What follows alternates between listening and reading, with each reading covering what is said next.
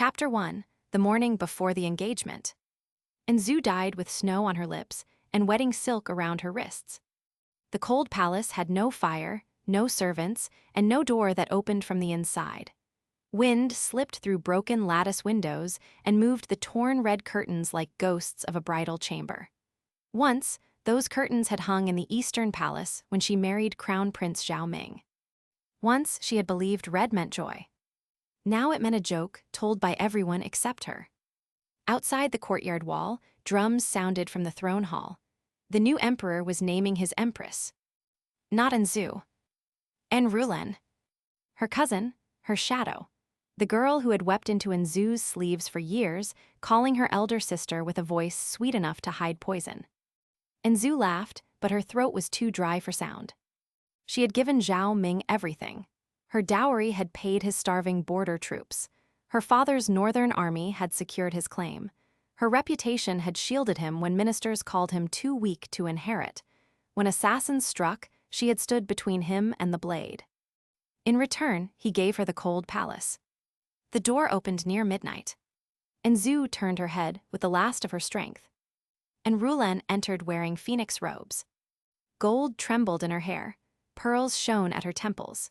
She held a hand warmer carved from white jade, the same one An Xue had once given her during a winter illness. "Elder sister," Rulen said softly, "you are still alive." An Xue stared at her.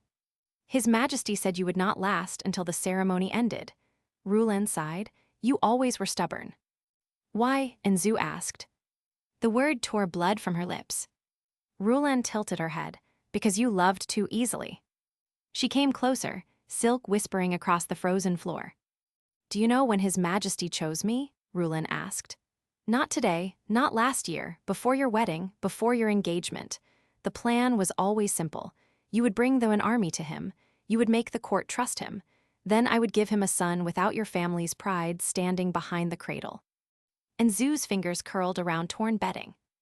"My father will be accused of treason by dawn." Rulen smiled with pity sharp enough to cut. "Your mother took poison when the soldiers entered the manor. Your brother died at the northern gate. I thought you should know before you go. Family matters, after all." The world became very quiet. All the cold in the palace gathered behind An Xue's ribs. She had been foolish, not because she loved, but because she mistook being needed for being cherished. Rulen leaned close. "If there is another life, elder sister, do not love a prince.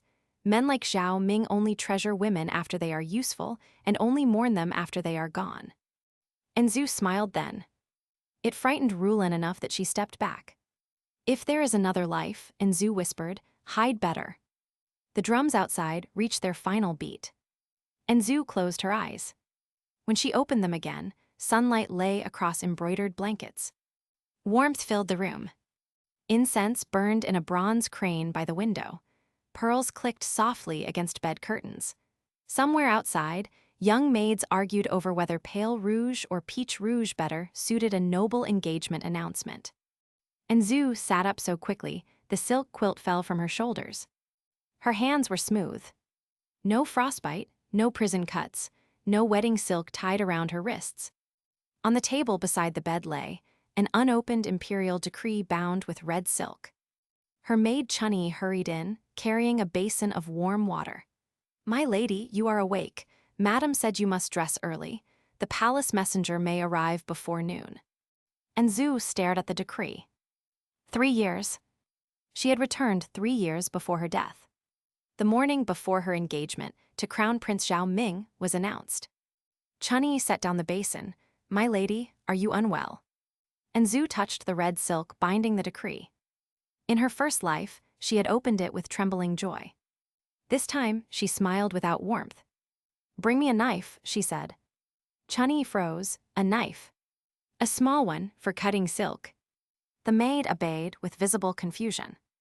An Xue took the blade and sliced through the red cord before the imperial messenger could witness her gratitude. The silk fell in 2 clean pieces. Somewhere beyond the manor walls, a future began to change. An Xue looked toward the palace. "Zhao Ming," she whispered, tasting the name like old poison. "This time, you will not get my love, my dowry, or my family." The morning bells rang, and Lady An Xue began her second life by refusing to blush. Chapter 2. The Smile She No Longer Believed. By noon, the Crown Prince arrived with plum blossoms. In her first life, An Xue had pressed those blossoms between pages of poetry and kept them until the petals turned brown. She remembered Zhao Ming standing beneath the manor's eastern veranda, robes pale as spring mist, eyes gentle enough to make every maid in the corridor forget how to breathe. She had thought the flowers meant affection. Now she knew they meant calculation. Plum blossoms were her father's favorite. A military man like Duke An Xue distrusted most palace ornaments, but he admired blossoms that opened in snow. Zhao Ming had not brought them for An Xue. He had brought them for the army behind her. An Xue dressed slowly. Chunyi combed her hair twice, hands trembling from confusion. "My lady, the Crown Prince is waiting in the front hall. Then he is practicing patience. But the imperial decree is still on the table." Chunyi looked toward the sliced red cord and swallowed. An Xue chose a white outer robe instead of the peach one her mother had prepared. No maiden waiting for engagement joy would wear white. That was the point. When she entered the front hall, everyone turned. Her father sat stiffly beside Zhao Ming, trying to look unimpressed by royalty in his house. Madame Liang watched from behind a lacquered screen, sharp eyes missing nothing. And Rulan sat near the tea table with a pale blue handkerchief folded in her lap, lovely as a dew-wet flower and twice as deliberate. Zhao Ming rose. "Xuer," he said. The name crossed the room like an old song. For one heartbeat, pain moved through An Xue so suddenly she nearly hated herself. She remembered his hand covering hers on their wedding night, his voice promising that once he was emperor, no one would dare belittle her again. His smile when she sold part of her dowry to feed his troops, his tears when she took a blade meant for him. Then she remembered the cold palace. The pain froze into clarity. An Xue bowed with perfect distance. "Your Highness." Zhao Ming's smile faltered. Not much, he had been trained too well. But An Xue had loved every expression on that face once. She knew the small fracture at the corner of his mouth. "Are you angry?" he asked softly. "Did I offend you?" In her first life, she would have hurried to reassure him. This time, she walked past the plum blossoms and sat beside her father. "Why would I be angry before anything has happened?" Silence touched the hall, and Rulan lowered her lashes. "Elder sister, His Highness came personally. Many noble ladies would envy such sincerity." An Xue looked at her cousin. Rulan's eyes were still innocent, her hands still delicate. No phoenix crown yet, no jade warmer. But the poison was already there, only younger. "Then let them envy," An Xue said. "I have no use for other women's hunger." Rulan's handkerchief twisted once. Dukan coughed into his fist, hiding surprise badly. Zhao Ming stepped closer. "The decree was sent too suddenly. I wish to explain before the court spoke over us. The empress favors this match, but I would never force you." Beautiful words. And Xue almost admired them. He would never force her. He would only arrange the world until refusal looked like betrayal. "Then I refuse," she said. The hall went still enough to hear tea cooling. Zhao Ming stared at her. "What?" "You said you would never force me. I refuse the engagement." Duke An's cup hit the table. Madame Liang stood behind the screen. Rulan's eyes widened with such skill that even An Xue nearly applauded. Zhao Ming recovered first. "Xuer, this is not a small matter, if there is some misunderstanding." "There is none." "Then why?" An Xue lifted the plum branch from the tray. "Because your Highness came with my father's favorite flower, my mother's preferred tea, and my cousin's favorite pastry. Nothing here was chosen for me." Zhao Ming looked genuinely startled. That was satisfying. She placed the branch back down. "If you wish to court then family, speak to my father. If you wish to court me, learn what I like before bringing gifts." Duke An made a strangled sound that might have been pride trying not to become laughter. Zhao Ming bowed his head after a moment. "Then I have been careless." "Yes. I will correct it." An Xue smiled. In her first life, that promise would have warmed her for weeks. "No need," she said. "Some carelessness reveals more than attention could hide." Zhao Ming left without the decree being accepted. But as he stepped into his carriage, he looked back once. Not at Duke An. Not at the manor. At An Xue. For the first time in either life, the crown prince looked at her as if she were not already his. Chapter 3, The Cousin Who Wept Too Softly. And Rulan cried before dinner. She did it beautifully. Not loud enough to seem vulgar, not quietly enough to be ignored. She sat beneath the west courtyard pear tree with one hand pressed to her chest and tears balanced on her lashes like dew. Two maids hovered nearby, whispering that second Miss Rulan must be blaming herself for the trouble in the front hall. In her first life, An Xue would have gone to comfort her. This time, she watched from the corridor. Rulan's sobs softened when she realized An Xue was near. "Elder sister," she said, rising too quickly. "Please do not misunderstand. I only worried that His Highness might think our family lacks manners." "Our family?" An Xue smiled faintly. Rulan was the daughter of Duke An's dead younger brother. She had been raised in the manor since childhood, fed from An Xue's table, clothed from An Xue's allowance, protected under An Xue's name. She used gratitude like incense, always present, always sweet, always hiding the smell beneath. "Did His Highness say we lack manners?" An Xue asked. "No, but..." "Then you are crying over a thought he did not have." Rulan's face paled. The watching maids lowered their heads. An Xue descended the steps slowly. "Cousin, tears are precious. Spend them on real injuries." Rulan's mouth trembled. "Are you angry with me?" "Should I be? I only wanted your happiness." There it was, the soft trap. If An Xue denied it, she would seem cruel. If she accepted it, Rulan would regain the injured innocence she wore better than jewelry. An Xue reached out and adjusted the crooked pearl pin in Rulan's hair. "Then remember what makes me happy." "Of course. I dislike osmanthus cakes." Rulan blinked. "You told His Highness they were my favorite." The courtyard quieted. Rulan's tears stopped too quickly. In truth, osmanthus cakes were Rulan's favorite. In the front hall, Zhao Ming had offered them as if they were chosen for An Xue. Such a small mistake, such a useful one. "I must have remembered wrongly," Rulan whispered. "Again." The word landed gently and drew blood. Rulan's eyes flickered. An Xue leaned closer, voice soft enough for only her cousin to hear. "You also told the palace I favored peach robes, pearl combs, and moon-white tea. I do not, but you do." Rulan stepped back. For a moment, the cold palace flashed between them. Phoenix robes, jade warmer, pity like poison. An Xue lowered her hand. "Do not cry so softly next time," she said. "It makes people lean closer, and someone may hear what you are hiding." That evening, Madame Liang came to An Xue's chamber without attendance. Her mother closed the door, looked at the cut red decree cord, then looked at her daughter for a long time. "What happened?" she asked. An Xue's throat tightened. In her first life, Madame Liang had died before An Xue could beg forgiveness. Now she stood alive, stern, warm, and waiting. An Xue wanted to tell her everything. The cold palace, the treason charge, Rulan in phoenix robes, Zhao Ming's betrayal. But rebirth sounded like madness, and madness was a weapon the palace could use. So she told a smaller truth. "I woke up," An Xue said, "and realized I did not trust the crown prince." Madame Liang sat beside her. "That is not a small realization. Will father be angry? Your father has wanted to throw every prince in the capital into a training pit since you were 10. He is trying to remember how noble families behave." An Xue laughed, and the sound nearly broke.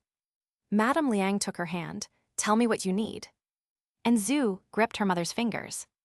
"Lock my dowry accounts before dawn. No one outside our household should move a single coin." Madame Liang's eyes sharpened. "And Rulan?" An Xue looked toward the courtyard, where her cousin's lamp still burned. "Watch who she sends letters to." By midnight, 3 family accountants were woken. 6 strong boxes were sealed, and one maid from Rulan's courtyard slipped through a side gate carrying a letter. This time, An Xue had a guard waiting. Chapter 4, A Dowry Locked Before Dawn. The captured letter smelled of lotus powder. An Xue remembered that scent from her first life. Rulan used it on everything: sleeves, handkerchiefs, letters, lies. By the time An Xue died, the smell of lotus had made her think of locked doors. Now the letter lay unopened on her mother's desk. Dukan stood beside the window with his arms crossed, face dark enough to frighten junior officers into confession. Madame Liang sat behind the desk, calm as a judge. Rulan's maid knelt on the floor, shaking so hard her hair ornaments clicked. "Who was the letter for?" Dukan asked. The maid pressed her forehead to the carpet. "This servant does not know." "Then why were you taking it out through the side gate?" Second Miss said it was a prayer request for the Eastern Temple. Madame Liang lifted the letter. There was no temple seal. Only a blank outer fold tied with pale blue thread. An Xue stepped forward. "Open it." Her father frowned. "Xuer, if this is truly private. Then cousin can complain to me after breakfast." Madame Liang broke the thread. The message inside was short. "His Highness must not be discouraged. Elder sister is only frightened by sudden favor. The dowry keys remain where they were promised. I will persuade her after the engagement decree is accepted." Dukan's hand slammed against the window frame. The maid burst into sobs. Madame Liang read the message twice, each time colder. "Promised," she said. An Xue stared at the word. In her first life, the dowry keys had been handed to the Crown Prince's estate 2 days after the engagement. Rulan had wept then too, saying it was proper to help Zhao Ming manage future household expenses. An Xue, eager to be a good bride, had agreed. That money had fed his soldiers. Then paid the officials who accused her father. "Bring Rulan," Dukan ordered. An Xue stopped him. "No." Her parents looked at her. "If we confront her now, she will cry, blame confusion, and become more careful." An Xue folded the letter again. "Let her believe the maid succeeded." Madame Liang's eyes narrowed, not in disapproval but interest. Dukan was less pleased. "You want to set a trap in my own house?" "Someone already did." That silenced him. Before dawn, Madame Liang moved the dowry keys. Ledgers disappeared from the main study and reappeared in a locked ancestral room only 3 people could enter. Gold ingots were counted. Land deeds resealed. Jewelry registered piece by piece. The famous and family red coral screen, which Rulan had once borrowed for a poetry gathering and never returned, was moved under guard. At breakfast, and Rulan arrived late with red eyes. "Elder sister," she said gently, "I heard mother called accountants in the night. Is something wrong?" Madame Liang lifted her teacup. "I had a dream rats entered the storehouse." Rulan's spoon paused. Dukan grunted. "Your aunt hates rats." An Xue ate calmly. Rulan tried again. "The engagement decree may still need gifts prepared. If everything is moved suddenly, the palace may think." "The palace may think their family knows how to count," Madame Liang said. Chunyi choked on a laugh behind An Xue. Rulan's face turned white, then pink. After breakfast, Zhao Ming sent another gift. This time, it was a white jade bracelet. An Xue recognized it. In her first life, she had worn that bracelet during their engagement ceremony. Zhao Ming had fastened it around her wrist himself. Later, Rulan wore the same bracelet under her phoenix sleeve on the day An Xue was thrown into the cold palace. An Xue held it up to the light. A tiny crack ran through the inner curve. She had never noticed it before. "Send it back," she said. Chunyi's eyes widened. "With what message?" An Xue placed the bracelet in its box. "Tell His Highness that Lady An does not accept flawed jade." At the Crown Prince's estate, Zhao Ming read the reply in silence. His steward waited, sweating. After a long moment, Zhao Ming touched the empty space where the bracelet had rested. "Flawed jade," he murmured. For reasons he could not explain, the words felt less like insult than warning. Chapter 5, The Crown Prince Comes to Apologize. Zhao Ming came without ceremony the next day. No banners, no plum blossoms, no palace musicians pretending politics was romance. Only 1 carriage, 2 guards, and a box of plain tea cakes from a small shop near the Western Bridge. An Xue paused when Chunyi reported it. She had liked those tea cakes once. Not in the first life after marriage, when every preference had been recorded and used. Before that, when she was 13, She had slipped out with her brother and bought them with copper coins, burning her tongue because she could not wait for the filling to cool. Zhao Ming should not have known. Unless he had asked someone who knew her. That was almost worse. She received him in the side pavilion, where lotus leaves covered half the pond and koi moved beneath the water like pieces of torn sunset. Chunyi stayed nearby. Madame Liang had insisted. Zhao Ming bowed. Lady An. No Zuer. Good, he could learn. And Zhu sat, Your Highness. He placed the box on the table. I owe you an apology. I thought attention to your household would please you. I did not consider that it made you invisible. And Zhu looked at him despite herself. In the first life, Zhao Ming had apologized rarely and always beautifully. Those apologies had been rooms with hidden doors. A person entered forgiving him and left having surrendered something. Who told you about the tea cakes? She asked. Your brothers. Her heart struck once.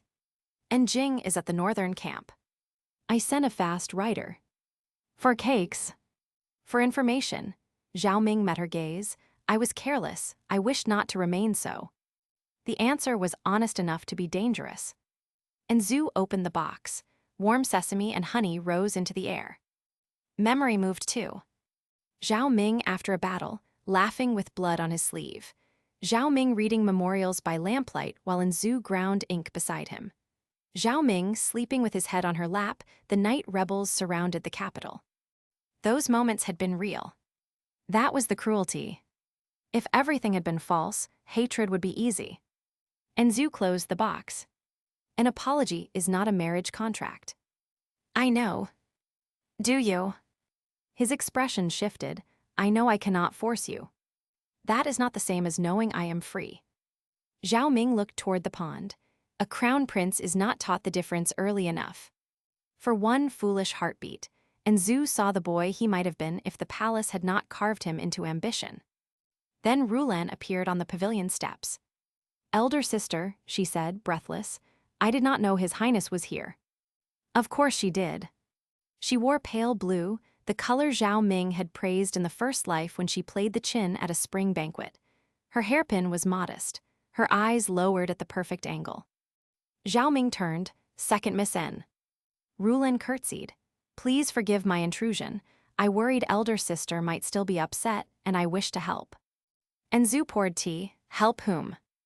Rulan's smile flickered. You both, of course.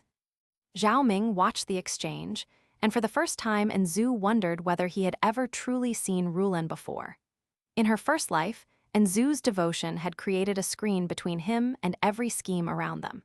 She had explained away Rulan's tears, defended her softness, translated her ambition into innocence. Without Zhu doing that work, the picture looked different. Second Miss, Zhao Ming said, did Lady An ask you to speak for her? Rulan froze. And Zhu lifted her teacup to hide a smile. No, Rulan whispered, I only thought. Then perhaps I should hear Lady An herself. The words were mild. Rulan looked as if he had slapped her. After Zhao Ming left, Rulan followed Zhu into the corridor. You are angry because His Highness spoke to me.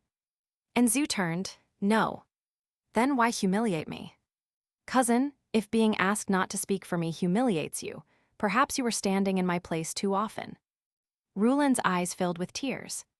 This time, Zhu did not wait to watch them fall. That night, Zhao Ming dreamed of snow. A locked palace. Red curtains. And Zhu's voice, colder than winter, whispering, hide better. Chapter 6, Lord Shen Yu's Useless Fan. Lord Shen Yu was famous for 3 things. He failed the imperial examination twice. He carried a painted fan, even in winter. And he could attend an entire banquet without saying anything worth remembering. That was why Zhu chose him. In her first life, Shen Yu had died before Zhao Ming's coronation. A quiet death, the court said, a carriage accident on a rainy road. No one mourned loudly because no one important was supposed to care. But 3 days before Zhu was sent to the cold palace, an old prison clerk had whispered that Lord Shen Yu had once investigated forged treason charges against military families. Then the clerk vanished. Now Shen Yu sat in the corner of the moon listening tea house, wearing pale gray robes and flicking open a fan painted with sleeping cranes. He looked exactly like a useless nobleman avoiding work. And Zhu sat across from him. He did not look surprised. "Lady An," he said, "if this is about marriage, I am flattered but unsuitable." Chunyi coughed behind her. And Zhu poured tea. "Good, I dislike suitable men." His fan paused. "Only for a heartbeat. Dangerous preference. Useful one." Shen Yu's eyes finally lifted.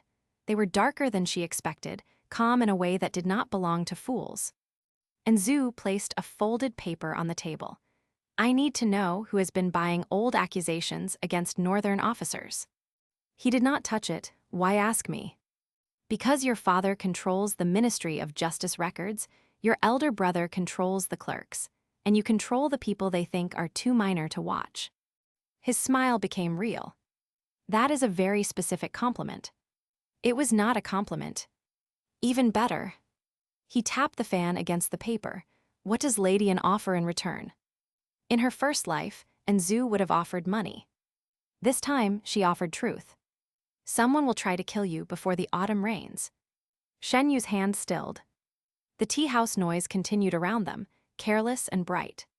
"That is dramatic," he said. "Carriage accident, Southern Road, one wheel pin removed." The fan closed. Shen Yu looked at her for a long moment. "Did your brother tell you to say that?" "No." "Your father?" "No." "The Crown Prince?" And Zhu smiled without warmth. "If the Crown Prince knew half of what I know, he would sleep worse." Shen Yu leaned back. "And what do you know?" "That old treason cases are being gathered before they are needed. That my family is being courted and measured at the same time. That my cousin sends letters too confidently for a girl with no official position." She pushed the paper closer. "And that useless men live longer when their enemies keep believing the performance." For the first time, Shen Yu looked fully awake. He took the paper. "I will ask questions. Quietly. I breathe quietly. You perform quietly." His smile returned. "Lady An, I begin to understand why the Crown Prince is suddenly sending apology gifts. Do not understand too much in public. My greatest talent." As Anzu stood, Shen Yu spoke again. "The tea cakes from the Western Bridge. His Highness sent a rider to your brother, yes." Anzu turned. Shen Yu flicked his fan open. "The rider did not reach the northern camp. He reached a clerk in the Ministry of Rights who had purchased childhood notes from your old tutor." Cold moved through Anzu. Zhao Ming had not asked her brother. He had lied. Not carelessly. Strategically. Shen Yu watched her expression. "Still want my help." And Zhu's fingers curled once inside her sleeve. More than before. Outside the tea house, a palace carriage passed under lowered curtains. And Rulan sat inside it, holding a letter in her lap. Across from her, Empress Wei's chief maid smiled. Chapter 7, The Poisoned Hairpin. The poisoned hairpin arrived wrapped in red brocade. It came from the palace, delivered by Empress Wei's own maid, with a smile polished by years of watching women destroy one another in silk. "Her Majesty sends this as a token of affection," the maid said. "She hopes Lady An will wear it at the spring banquet." And Zhu opened the box. Inside lay a gold hairpin shaped like twin lotus blossoms. Tiny rubies formed the flower hearts, a beautiful piece. Expensive, elegant, impossible to refuse without insulting the Empress. In her first life, Anzu had worn it proudly. By midnight of the banquet, she had developed a fever. By morning, Rulan had wept before the Empress, saying Anzu's body was too weak for palace life, and perhaps the engagement should be delayed until she recovered. That delay had given Zhao Ming time to pressure Duke and into sending troops without the marriage completed. Anzu touched the hairpin with a silver needle hidden in her sleeve. The needle darkened. Chunyi inhaled sharply. The palace maid's smile did not change. Anzu closed the box. "Thank Her Majesty for me. Then Lady An will wear it." "Of course." The maid looked satisfied. After she left, Chunyi shut the door and nearly dropped the box. "My lady, we must tell Madam. No, we must tell the Duke. No, we must throw it in the lake." We will do none of those things. It is poisoned. Yes, my lady. And Zhu took out a plain pearl hairpin from her drawer. Bring me the goldsmith who repaired Mother's phoenix clasp last winter, quietly. By evening, the lotus hairpin had been remade. The poison remained in the original pin needle, now sealed inside a hollow bead. The visible hairpin was harmless. The bead could be opened by twisting one ruby, a trap transformed into evidence. Madame Liang examined the altered piece with admiration and fury. The empress sent poison into my daughter's room. A mild one, Zhu said. Fever, weakness, confusion, enough to make me look unfit. Dukin gripped his sword. Mild poison still enters through someone's throat. Which is why we do not accuse her yet. I dislike your yet. So do I. The spring banquet took place 3 days later. And Zhu entered wearing the lotus hairpin. Every eye turned. Empress Wei sat above the hall in robes of deep gold, smiled gentle enough to fool anyone who wanted a mother in the palace. Zhao Ming stood beside her. When he saw the hairpin, something like relief crossed his face. He had known. And Zhu marked that carefully inside her heart. Rulan approached with a cup of sweet wine. Elder sister, you look beautiful tonight. Do I? His Highness cannot stop looking at you. And Zhu glanced toward Zhao Ming. Their eyes met. For a moment, the hall blurred into another banquet from another life. Zhao Ming reaching for her hand beneath the table. Rulan watching from behind a screen. The empress praising Zhu's obedience while measuring how easily it could be harvested. And Zhu lifted the wine cup. Rulan's eyes brightened. Instead of drinking, Zhu turned and offered the cup to a passing palace physician. Dr. Sun, she said, voice carrying just enough. My cousin says I look unusually beautiful tonight. Does my complexion seem feverish? The physician froze. Nearby ladies looked over. Rulan's smile stiffened. Dr. Sun bowed awkwardly. Lady An looks healthy. How reassuring. And Zhu removed the lotus hairpin and placed it in his hand. The Empress's gift is heavy. Would you examine whether the metal suits my constitution? Empress Wei's fingers tightened on her armrest. Zhao Ming stepped forward. Too late. The physician had already touched the pin needle. His face changed. The banquet hall went silent. And Zhu looked up at the Empress and smiled. How strange, she said softly. Even gold can carry hidden sickness. Chapter 8, The Banquet Invitation. The Empress did not panic. That was why she was dangerous. When Dr. Sun's face changed, Empress Wei merely lifted her teacup. If the gift does not suit Lady An, the palace will replace it. Replace. Not explain. Not apologize. The court ladies understood the command and began murmuring about sensitive skin, unsuitable metal, northern constitutions, anything except poison. Dr. Sun bowed so low his forehead shone with sweat. And Zhu did not push further. Not yet. Evidence without timing could become slander. She had learned that in her first life when truth arrived after everyone useful had already been bought. After the banquet, Zhao Ming found her beneath the corridor lanterns. You should not have done that publicly, he said. And Zhu turned, found poison. His jaw tightened, implied insult to the Empress. Those are different concerns. My mother would not harm you. The lie came too quickly. And Zhu studied him. Do you believe that? Zhao Ming did not answer. There was still a chance, she realized, that he did not know everything. Perhaps in the first life he had not ordered every wound.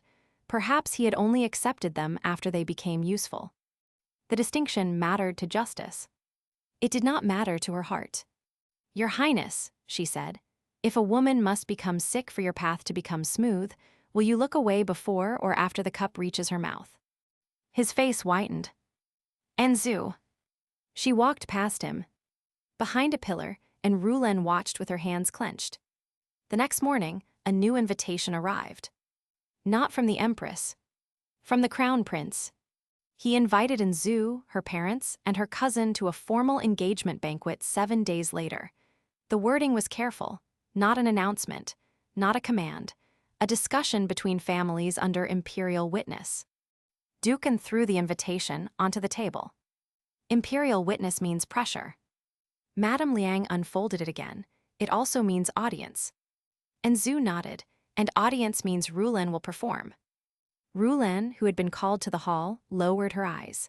Elder sister, must you speak of me as if I am an enemy? Dukan frowned. He still hated seeing his dead brother's daughter wounded. And Zhu felt the old frustration rise, then cooled it. Rulan survived on other people's mercy. So Zhu would make mercy look closely. Cousin, she said, do you wish me to marry his highness? Rulan blinked. Of course, everyone knows you admired him for years. That was not my question. I wish for your happiness. Still not my question. Madame Liang's eyes moved to Rulan. Rulan's lips trembled. If his highness is sincere, then yes. Good, Zhu said. Then at the banquet, you may help me explain why my dowry should remain under my mother's seal until after the wedding. Rulan went still. Dukan finally noticed. The room sharpened. Is that difficult? Madame Liang asked gently. Rulan forced a smile. No, of course not. But after she left, Shen Yu's report arrived through a flower cellar at the side gate. And Zhu read it alone. Old northern treason accusations had been copied by someone in the Ministry of Justice.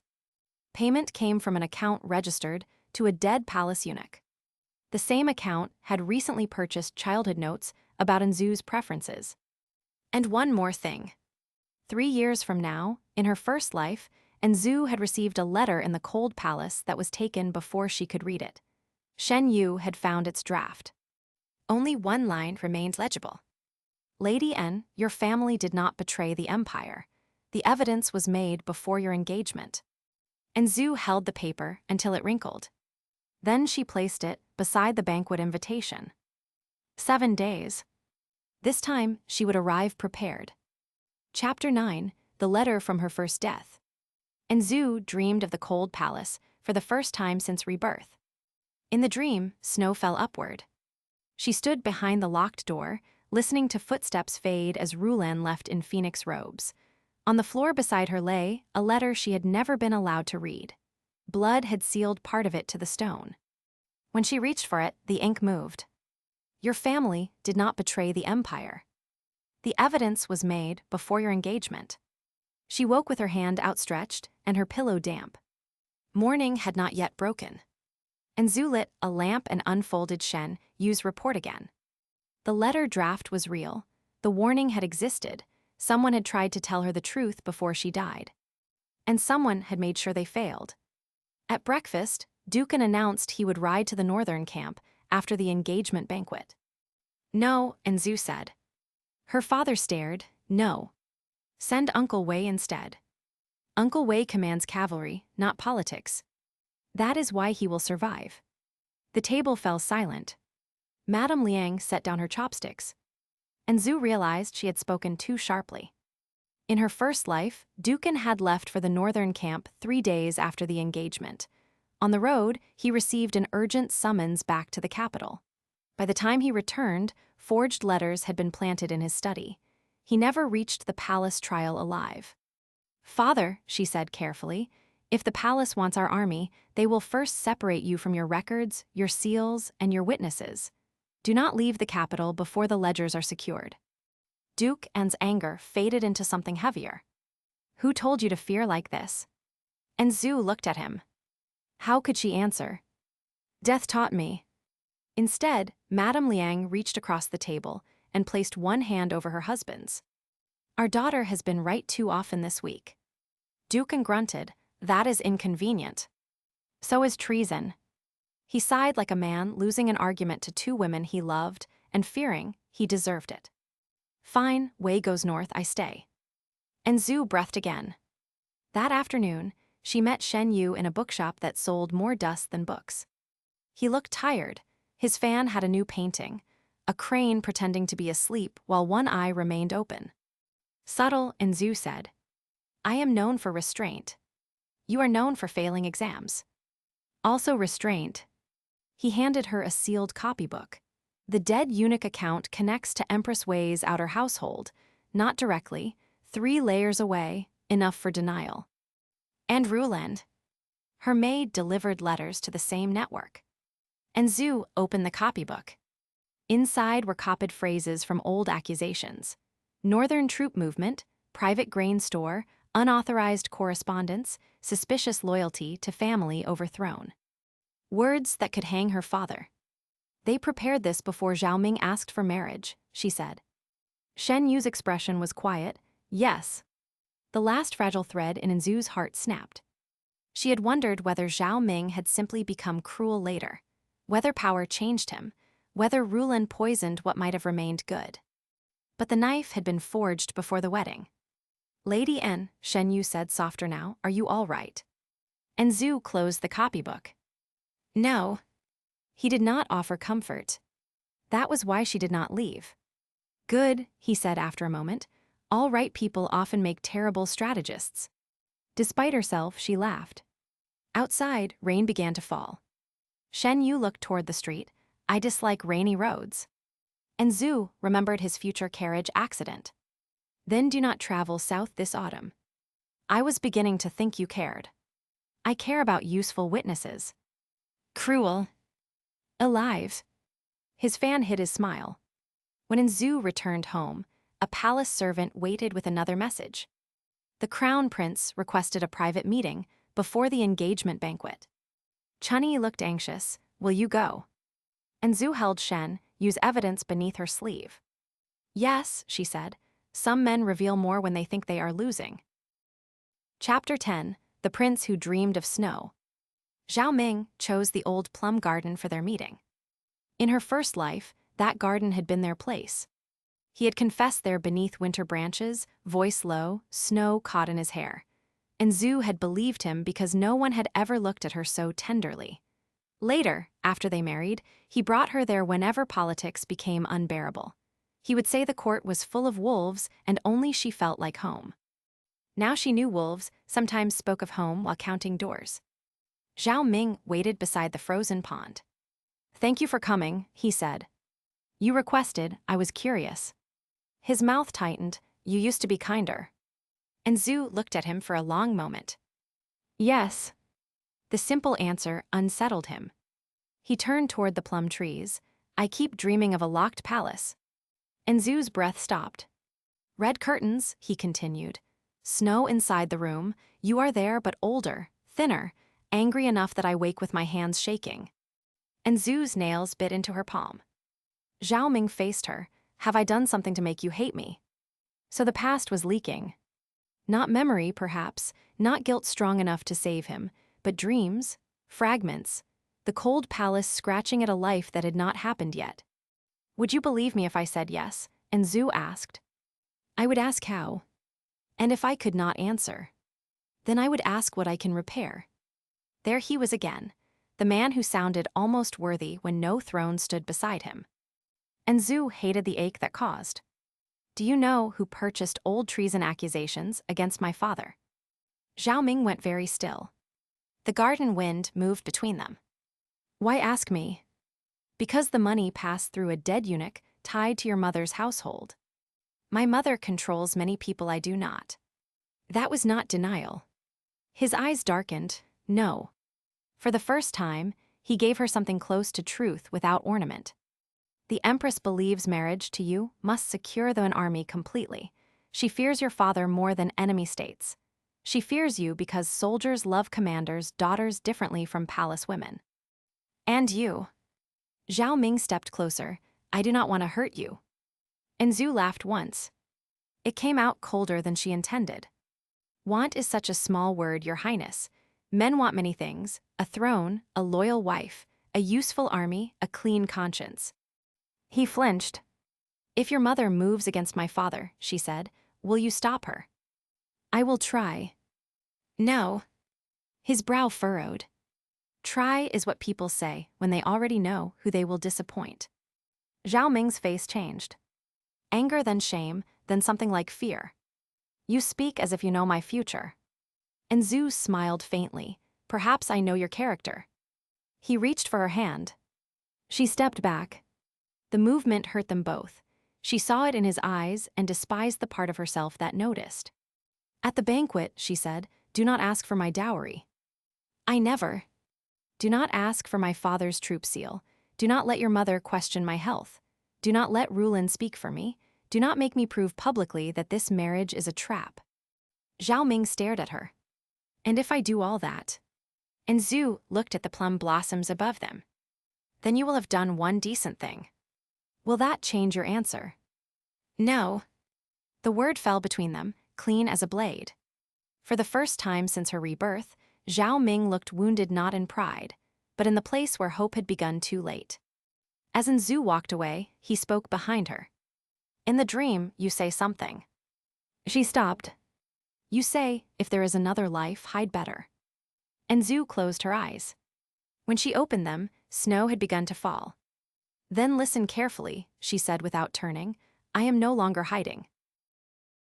Chapter 11, Rulen's Perfect Tears. And Rulen made her mistake 3 days before the banquet. It was a beautiful mistake. She chose the ancestral hall. No place in the manor was better suited for tears. Tablets of dead ancestors lined the walls. Incense smoke softened every edge. Anyone accused there could appear pitiful simply by kneeling beneath old names and speaking of family. Rulen knelt before Dukan, and Madame Liang in mourning white. And Zhu stood by the door. Uncle, Rulen whispered, Aunt, I cannot bear it anymore.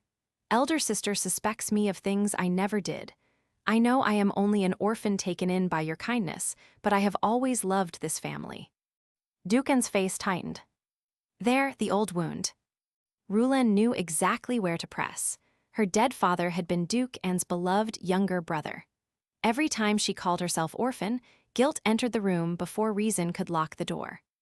No one said you did not love the family, Dukan said gruffly. Madame Liang said nothing.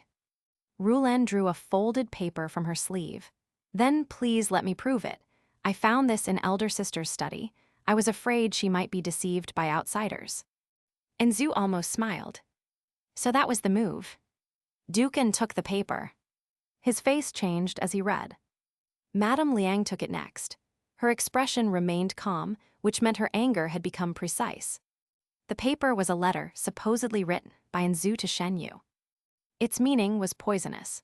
An Xue asking Shen Yu to fabricate evidence against the empress, ruin the crown prince, and help the family seize influence by refusing the engagement.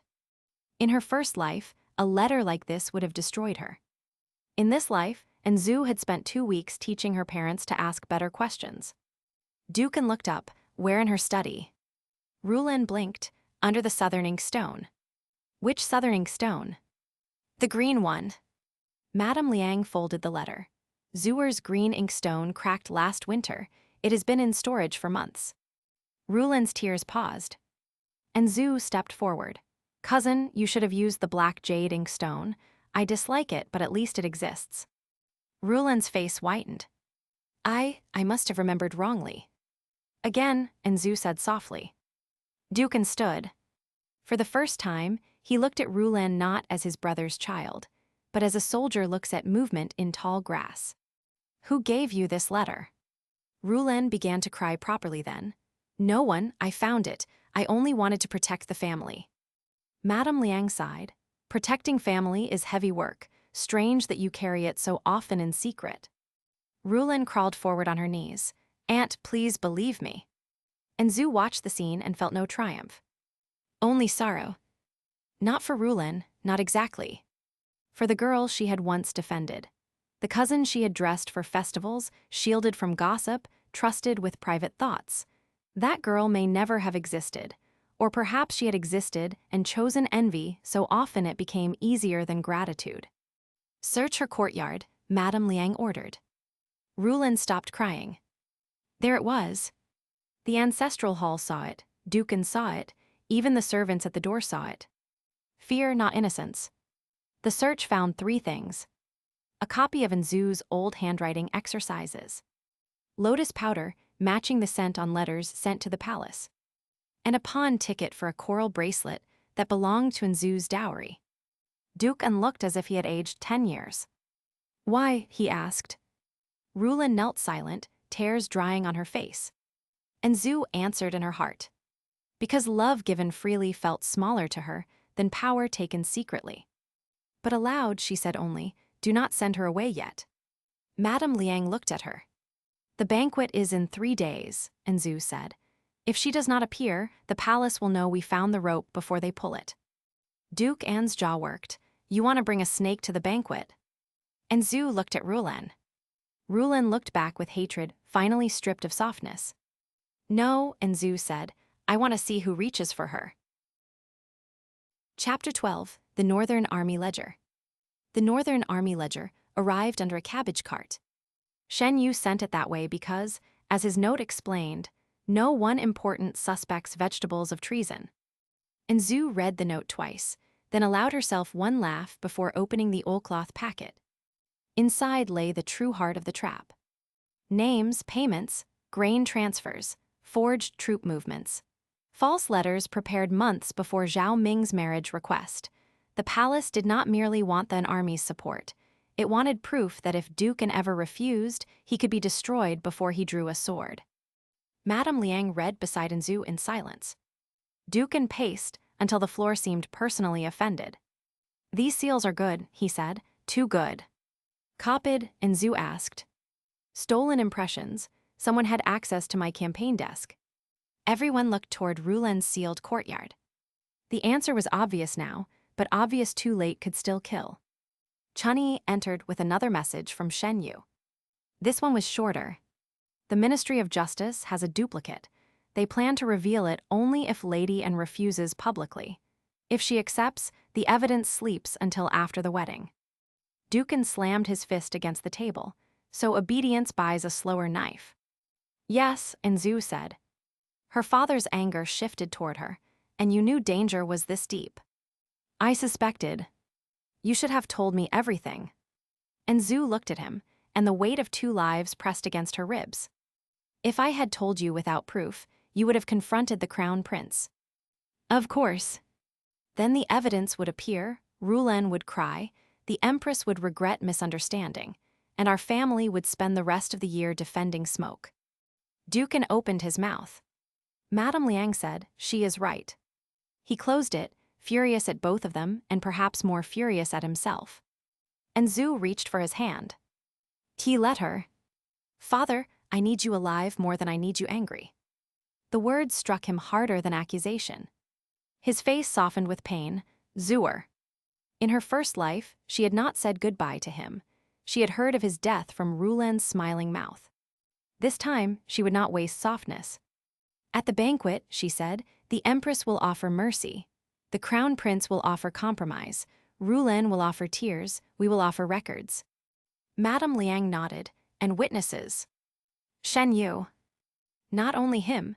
Madame Liang's smile was small and dangerous. "Your father is not the only one with old soldiers." That evening, retired northern officers began arriving at the manor one by one, dressed as merchants, gardeners, musicians, and one extremely unconvincing incense seller. Each had signed the original troop ledgers. Each remembered where they had been on dates the forged documents claimed treasonous movement. Duke An watched them enter with wet eyes and a soldier's pride. "I thought they were too old for this." Madame Liang poured tea. "Old men enjoy being underestimated. It gives them a hobby." And Xue prepared copies through the night. Near dawn, Shen Yu appeared outside her study window. Chunyi nearly hit him with an ink stone. "Doorways exist," An Xue said. "He climbed in anyway, so do assassins." "Did someone follow you?" "2 people, 1 palace guard, 1 very offended vegetable seller. I lost the guard." "And the seller?" "He may never forgive me." Shen Yu handed her a final page. It contained the name of the official scheduled to present the forged accusation if the banquet turned against the palace. And Xue read it and went still. Minister Han. The same man who had pronounced her father guilty in the first life. Her hand tightened around the page. Shen Yu's voice softened. "You know him." "I know his future." "Then change it." And Xue looked toward the first pale line of dawn. "I intend to." Chapter 13, The Empress Offers Mercy. Empress Wei summoned An Xue alone. The invitation arrived in gold ink and gentle language, which meant refusal would be treated as treason wearing bad manners. Madame Liang wanted to go with her. Duke An wanted to send soldiers. And Zhu refused both. "If she wants me isolated," she said, fastening the harmless lotus hairpin into her hair, "let her believe she succeeded." The empress received her in the hall of fragrant virtue. Everything there was soft: gauze curtains, peony cushions, porcelain cups thin as eggshell. Even the incense seemed chosen to make sharp thoughts feel impolite. Empress Wei sat beneath a painted screen of mother cranes sheltering chicks. And Zhu nearly admired the shamelessness. "Lady An," the empress said warmly, "you have caused much worry." And Zhu bowed. "That was not my intention. Intentions matter less than consequences in the palace." "I am learning." Empress Wei smiled. "Good, then learn this before tomorrow's banquet. A woman who marries the crown prince does not enter a romance. She enters an institution. Affection is pleasant. Obedience is necessary." There it was, wrapped in silk. And Zhu sat only after the empress gestured. "Your family is powerful," Empress Wei continued. "Too powerful to stand outside the throne. If you marry Minger, that power becomes harmony. If you refuse, people will ask why the family rejects imperial grace. And if I accept, then the palace will protect you." And Zhu looked at the lotus hairpin in the polished bronze mirror beside them. "From dangers the palace created." The empress's eyes cooled. "You are clever, that is useful in small amounts. I have been trying moderation, it does not suit me." For a moment, silence sharpened. Then Empress Wei laughed softly. "I see why my son cannot look away." And Zhu's hands remained folded. "Minger is young," the empress said. "Ambitious men are often clumsy with hearts. Forgive him, and you may yet become the most honored woman in the empire." "Most honored?" "After me, naturally." And Zhu smiled. The empress leaned forward. "I know Rulan has been foolish. Young girls envy what shines. If you accept the engagement tomorrow, I will send her to a temple for 3 years. Quietly. Your reputation will remain clean. Your father will remain honored. Your mother will sleep peacefully." "Mercy." Offered like a knife handle. And Zhu understood the bargain. Accept the marriage, and Rulan would take blame for the smaller schemes. The empress would preserve the larger trap. Duke An would live for now, and Zhu would walk willingly into the cage, praised for wisdom. In her first life, she would have called that victory. "Your Majesty is generous," and Zhu said. Empress Wei relaxed slightly. "But I cannot accept." The warmth vanished. And Zhu stood. "A temple is too peaceful for a snake raised on palace milk." "Careful, Lady An." "I have been careful since I woke." The empress studied her. Something in that sentence had landed wrong. "Since you woke?" she asked. And Zhu bowed before the empress could chase the slip. "I will attend tomorrow's banquet. I will bring my answer." As she left, Zhao Ming waited beyond the outer doors. His face told her he had heard enough. "My mother offered Rulan," he said. "Yes." "And you refused." "Yes."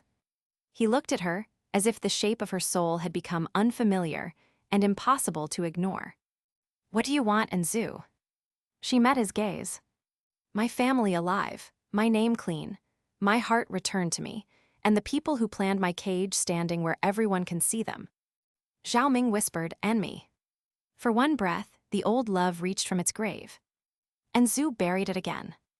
"You," she said, "may decide whether you are cage or witness." Chapter 14, The Engagement Banquet. The engagement banquet glittered like a battlefield, pretending to be a wedding. Red lanterns filled the hall of auspicious harmony. Musicians played spring songs. Ministers smiled with the cautious cheer of men who knew history might change depending on where they placed their cups. And Zhu entered in white and crimson. Not bridal red. War red. Every conversation softened when she passed. Duke An walked at her left, Madame Liang at her right. Behind them came in Rulan in pale blue, face lowered, eyes swollen from perfect tears. Anyone who did not know better might think she had been wronged. And Zhu knew better. At the high table, Empress Wei smiled. Zhao Ming stood beside her. He looked tired. The dreams, perhaps, or the growing knowledge that the banquet he planned to control had become a room full of blades. The emperor, ill and distant, watched from behind a beaded curtain. After the first course, Empress Wei lifted her cup. The Wen family has served the empire for generations. Today, we gather to discuss a union that may strengthen throne and border alike. Strengthen, not love. An Xue waited. Minister Han rose at the empress's signal. There he was, same narrow face, same solemn voice. In her first life, he had read her father's death sentence without blinking. Before such a union is confirmed, he said, certain matters of military accounting require clarity.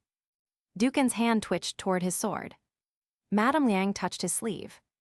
Minister Han unfolded a document. There are irregularities in northern troop movements and private grain stores under Ducan's seal. The hall erupted in whispers. Rulin covered her mouth. Empress Wei frowned, as if wounded by the necessity of justice.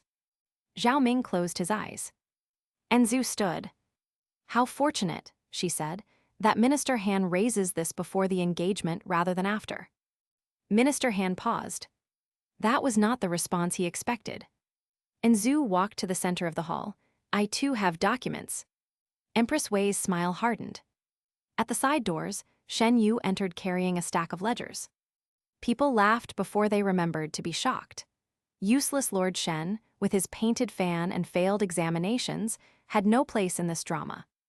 Which was why he fit perfectly.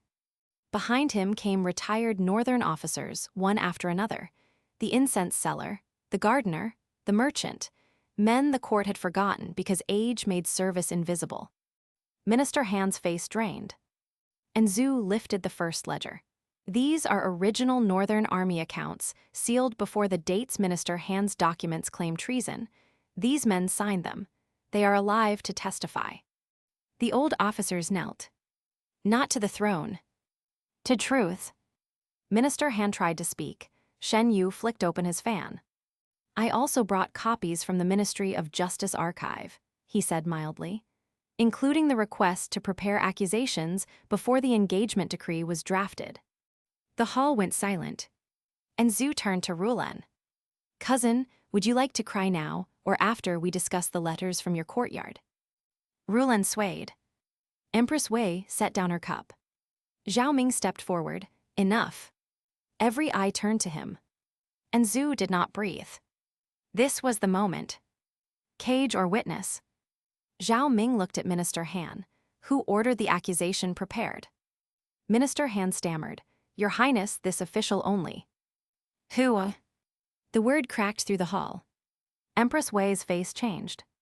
Rulin fell to her knees. Your Highness, elder sister forced me. I only wanted to help. I was afraid she would reject you and ruin both families. There were the perfect tears. An Xue looked at them and felt nothing. Zhao Ming stared at Rulin as if seeing a painting melt. Do not speak for Lady An, he said. Rulin's tears stopped. An Xue lowered her eyes for one brief second. One decent thing. Not forgiveness, but evidence that he could still choose. Then the emperor behind the curtain coughed, and the hall remembered there was a throne above them all. Empress Wei rose. This banquet has become disorderly. An Xue turned toward her. No, Your Majesty, she said, it has become honest. Chapter 15. She refused the Crown Prince. An Xue refused the Crown Prince in front of the Empire. She did it without raising her voice. That made the words worse. The Wen family thanks the throne for its grace, she said, standing beneath 100 red lanterns.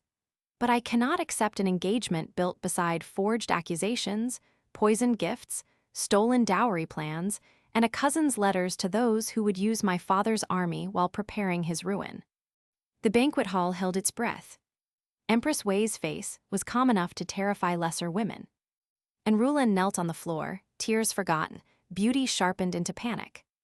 Minister Han had been taken aside by imperial guards, though everyone knew guards moved differently when arresting a tool rather than a master. Zhao Ming stood between his mother and An Xue. For once, he had no beautiful words.